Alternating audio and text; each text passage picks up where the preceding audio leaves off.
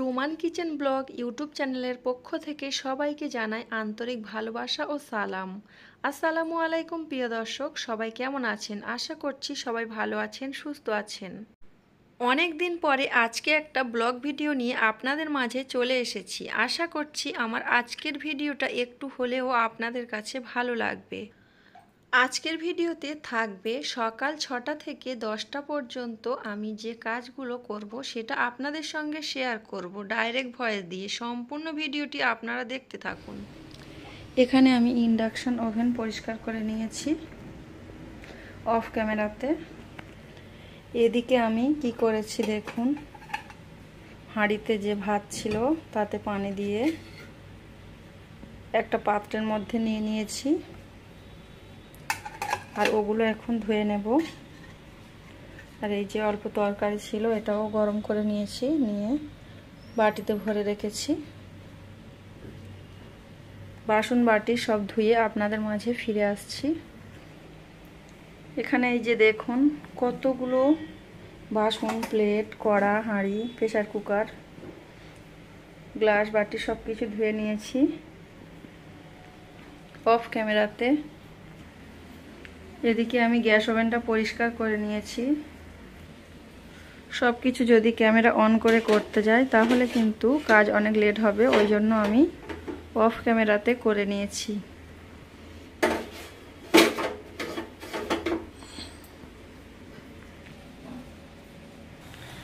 এখানে মাছ রান্না করার জন্য আমি মাছ ভিজিয়ে দিয়েছি।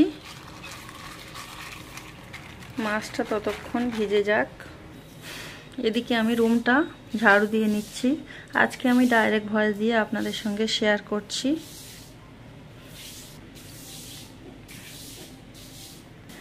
এখনো পর্যন্ত আমার দুই ছেলে ওঠেনি, ওর আব্বুও ওঠেনি। আমি সব কাজ করে নিচ্ছি।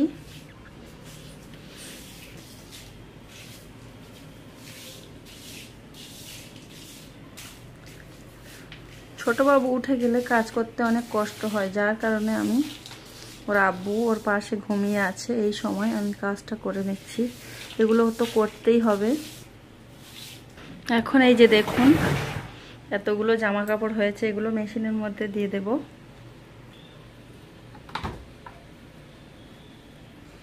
সব জামা কাপড়গুলো আমি ঝেড়ে ঝেড়ে রেখেছি, কারণ জামা কাপড়ের ভিতরে যদি কোনো খুচরা টাকা বা অন্য কিছু পড়ে থাকে তাহলে তো মেশিন খারাপ হয়ে যাবে, যার কারণে আমি সব ঝেড়ে ঝেড়ে ভিতরে দিয়ে দিচ্ছি।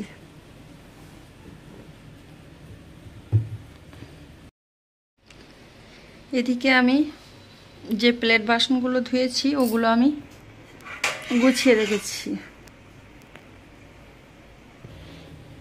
এখানে একটা প্লেট নিলাম। মাছগুলো বরফ ছেড়ে গিয়েছে, এখন আমি ভালোভাবে ধুয়ে নিচ্ছি।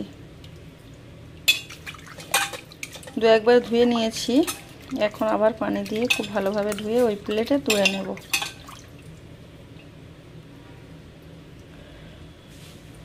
মাছের চামড়াতে যে কালো অংশটা ছিল ওটা আমি কেটে কেটে বাদ দিয়ে নিয়েছি। ওটা কেটে বাদ দিলে কি হয়, মাছের মধ্যে কোনো গন্ধ থাকে না, মাছটা খেতে খুবই ভালো লাগে।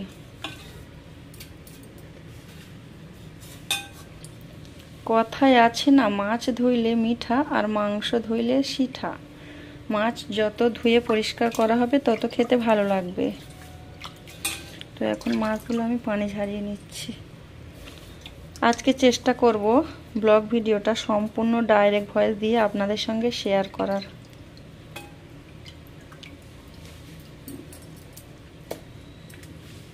তো এই যে আমি অফ ক্যামেরাতে মাছের মধ্যে মশলা মাখিয়ে নিয়েছি, মানে মশলা দিয়ে নিয়েছি, এখন মাখিয়ে নেব।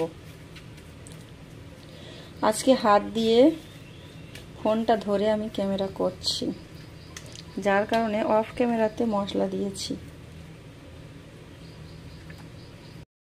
মাছে মশলাটা মাখিয়ে রেখে দিয়েছি।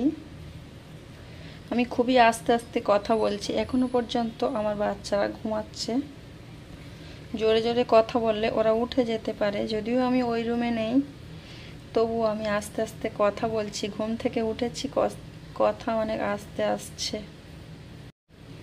আগের দিন যে আটাটা মাখিয়ে রেখেছিলাম, এখন আমি সকালের নাস্তার জন্য নিমকি বা সিঙাড়া কিছু একটা বানিয়ে নেব, যেটা সহজ হয় সেটা বানাবো। এদিকে আমি দুধ বের করে নিয়েছি ফ্রিজ থেকে। এখন আমি ইন্ডাকশন ওভেন অন করে দিচ্ছি।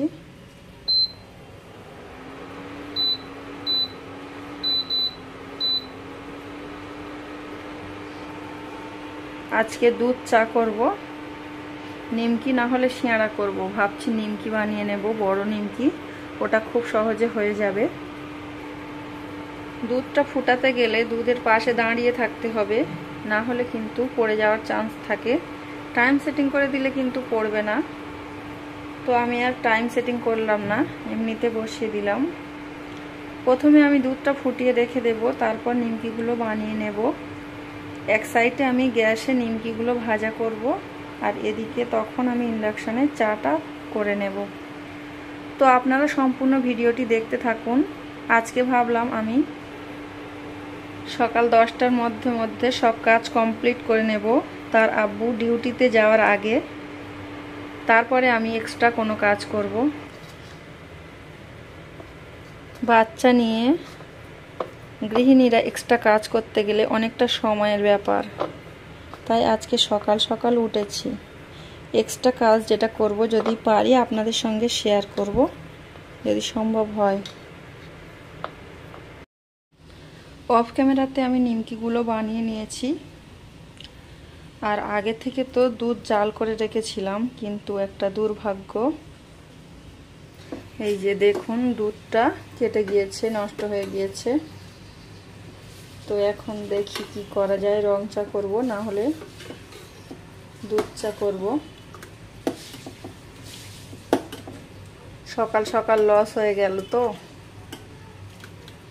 তো যাই হোক।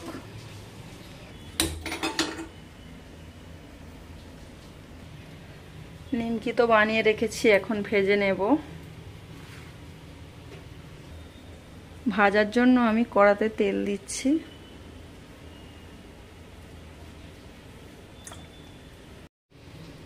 এখন একটা একটা করে নিমকি ওঠাবো আর ভেজে নেব। গ্যাসের ফ্লেম খুব স্লো রেখেছি।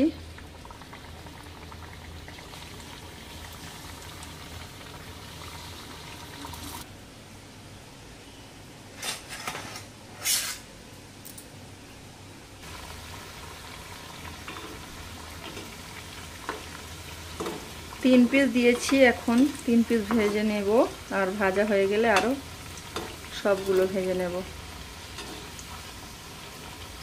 দেখা যাক নিমকিগুলো কেমন হয়।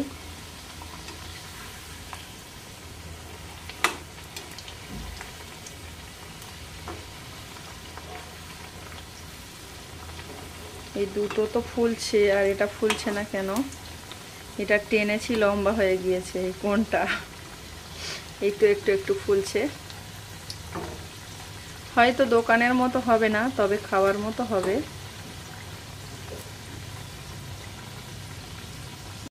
নিমকিগুলো অনেক সুন্দর কালারফুল করে ভেজে নিয়েছি, এখন আমি উঠিয়ে নেব। ওদিকে ছেলের আব্বু ছেলেকে ডাকছে।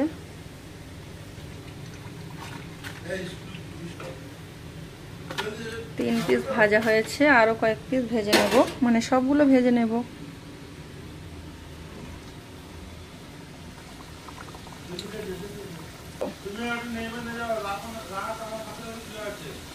আচ্ছা ঠিক আছে।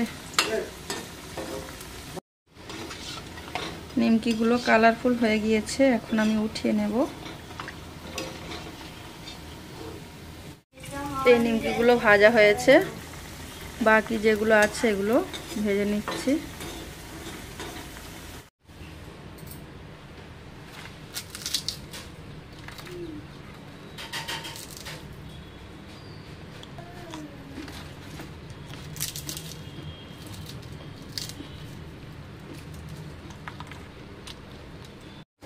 আবার দুধ আনা হয়েছে, দুধ এনে আবার চা করা হচ্ছে।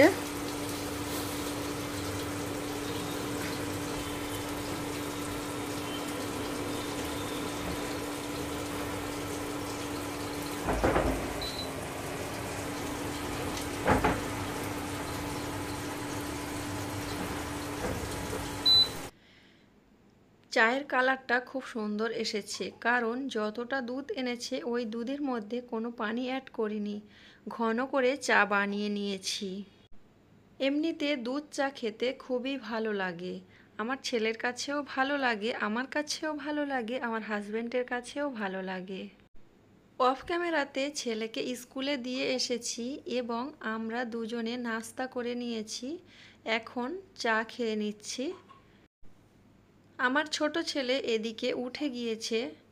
তো যাই হোক, ছোট ছেলেকে নিয়ে একটু খেলা করছি আর আপনাদের সঙ্গে একটু শেয়ার করছি।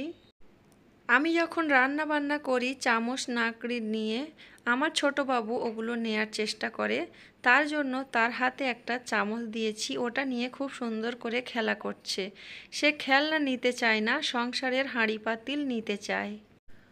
অনেক দিন পরে আপনাদের সঙ্গে ডাইরেক্ট ভয়েস দিয়ে ভিডিও আপলোড করছি। আমি জানি আজকের ভিডিওটি অনেকের কাছে ভালো লাগবে না, তবুও আপনাদের মাঝে শেয়ার করলাম, কারণ ভিডিওগুলো তৈরি করা আছে কিন্তু ভয়েস দেওয়ার কারণে ভিডিওগুলো আপলোড করা হচ্ছে না।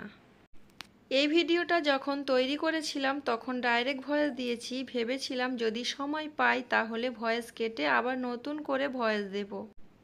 রান্নাবান্না আপনাদের মাঝে আজকে আর তুলে ধরতে পারলাম না, যতটা পেরেছি ততটা আপনাদের মাঝে শেয়ার করেছি। যদি ভালো লাগে তাহলে ভিডিওটিতে একটি লাইক দিয়ে দেবেন। আজকের ভিডিওটা এখানে শেষ করছি। সবাই ভালো থাকবেন।